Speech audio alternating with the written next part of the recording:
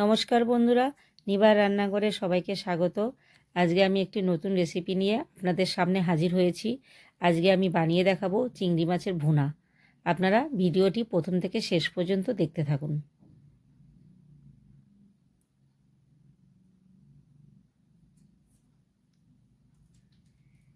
চিংড়ি মাছ ভুনা বানাবো, তার জন্য আমি এখানে 500 গ্রাম চিংড়ি মাছ নিয়ে নিয়েছি পরিষ্কার করে। চিংড়ি মাছের মধ্যে দিয়ে দিচ্ছি একটা লেবুর রস,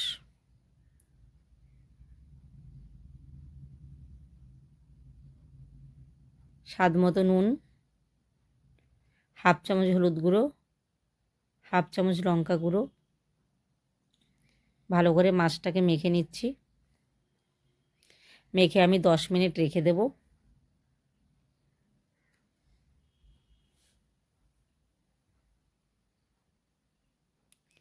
কড়াতে সর্ষের তেল দিয়ে দিচ্ছি। এই রান্নাটা আমি সর্ষের তেলেই করব। তেল যখন খুব গরম হয়ে যাবে, একটা একটা করে চিংড়ি মাছ ভেজে নেব।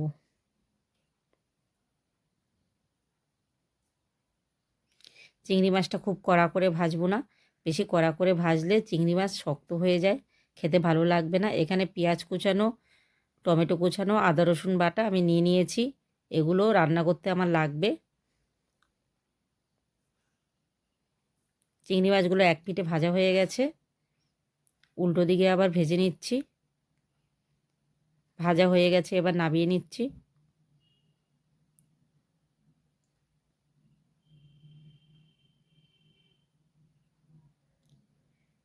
মাছ ভাজার তেলেই আমি শুকনো লঙ্কা, তেজপাতা, গোটা জিরে দিয়ে ফোড়ন করে নিচ্ছি। ফোড়নে দিয়ে দেব পেঁয়াজ কুচানো। পেঁয়াজ কুচানোটা দিয়ে আমি ভালো করে নাড়াচাড়া করে নেব। যখন দেখব পেঁয়াজটা একটু লালচে হয়ে গেছে, তখন আমি দিয়ে দেব টমেটো কুচানো। টমেটোর ওপরে একটু নুন দিয়ে দেব, কারণ টমেটোটা নুন দিয়ে দিলে ভালো মতো গলে যাবে। দিয়ে আমি ভালো করে নাড়াচাড়া করে নিচ্ছি। ধনেপাতা কুচানো আর কাঁচা লঙ্কা কাটাটাও আমার লাগবে। এখানে আমি আদা রসুন বাটা দিয়ে দিচ্ছি। আদা রসুন বাটা দিয়ে ভালো করে মিশিয়ে নিচ্ছি। ভালো করে কষাবো যতক্ষণ না আদা রসুনের কাঁচা গন্ধটা চলে যাবে। এখানে আমি দিয়ে দিচ্ছি 1 চামচ হলুদ গুঁড়ো, 1 চামচ লঙ্কা গুঁড়ো, 1 চামচ জিরে গুঁড়ো। দিয়ে আমি ভালো করে মশলাটা কষিয়ে নিচ্ছি। ভালো করে কষাবো। অল্প একটু জল দিয়ে দিচ্ছি, মশলাটা যাতে না পুড়ে যায়।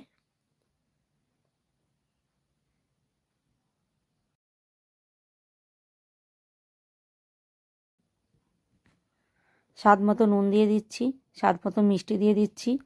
মিষ্টিটা অনেকে বেশি খায়, আবার অনেকে কম খায়। আপনারা যে যেমন খাবেন তেমন বুঝে দেবেন। দেখুন বন্ধুরা, মশলাটা কি সুন্দর কষানো হয়ে গেছে, মশলা থেকে তেল ছেড়ে দিয়েছে। এবার আমি অল্প একটু জল দিয়ে দেব।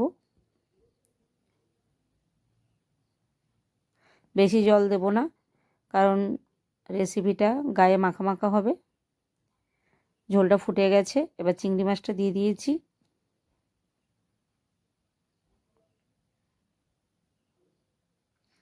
ওপর থেকে কাঁচা লঙ্কার চেরাগুলো দিয়ে দিয়েছি, ধনেপাতা কুচানোগুলো দিয়ে দিয়েছি।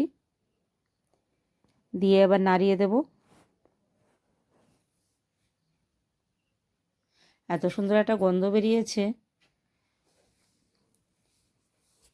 ওপর থেকে আমি গরম মশলা গুঁড়োটা ছড়িয়ে দেব। দেখুন বন্ধুরা, কি দারুণ হয়েছে। এবার আমি নামিয়ে নেব। আমার রেসিপিটা দেখে যদি আপনাদের ভালো লাগে, তাহলে চ্যানেলটিকে সাবস্ক্রাইব করে দেবেন, লাইক করে দেবেন, কমেন্ট করে দেবেন। আপনারা যদি বন্ধুরা সাবস্ক্রাইব করেন, আমি আরও বেশি উৎসাহ পাবো নতুন নতুন রেসিপি আপনাদের বানিয়ে দেখাতে।